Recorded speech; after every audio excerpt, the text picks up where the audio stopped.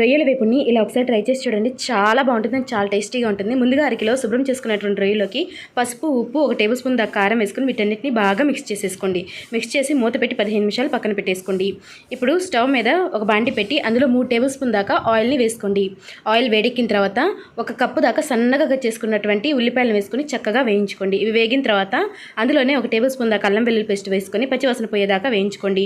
ఇలా వేగిన తర్వాత అందులోనే 1/2 టేబుల్ స్పూన్ దాకా పసుపు, కొంచెం ఉప్పు వేసుకొని మళ్ళీ ఒకసారి బాగా ఫ్రై చేసుకున్న తర్వాత మనం మ్యాగ్నేట్ చేసి పెట్టుకున్నటువంటి రొయ్యలను కూడా వేసేసుకొని మొత్తం ఒకసారి బాగా మిక్స్ చేసేసుకోండి. మంటని మీడియం ఫ్లేమ్లో పెట్టుకుంటూ ఇందులో నుంచి నీరు మొత్తం ఎగిరిపోయేదాకా మిక్స్ చేసేసుకోండి. ఇలా 5 నిమిషాలకి నీరు మొత్తం ఎగిరిపోయి నూనె పైకి తేలుతున్నప్పుడు అందులోనే ఒక 2 నిలువుగా కట్ చేసుకున్నటువంటి పచ్చిమిరపకాయలు, కొద్ది కరివేపాకు వేసుకొని మరొక 5 నిమిషాల దాకా మంటని లో ఫ్లేమ్లో పెట్టుకుంటూ ఫ్రై చేసేసుకోండి. ఇలా కొంచెం కూర దగ్గర పడంగానే అందులోనే 1 టేబుల్ స్పూన్ గరం మసాలా వేసుకొని మొత్తం ఒకసారి మిక్స్ చేసేసుకొని గ్యాస్ ఆఫ్ చేసేసుకోవటమే. అంతేనండి, ఎంతో టేస్టీగా ఉండే రొయ్యల వేపుడు రెడీ. మీరు ట్రై చేసి మీకు ఎలా కుదిరిందో నాకు కామెంట్ సెక్షన్లో కామెంట్ చేయండి.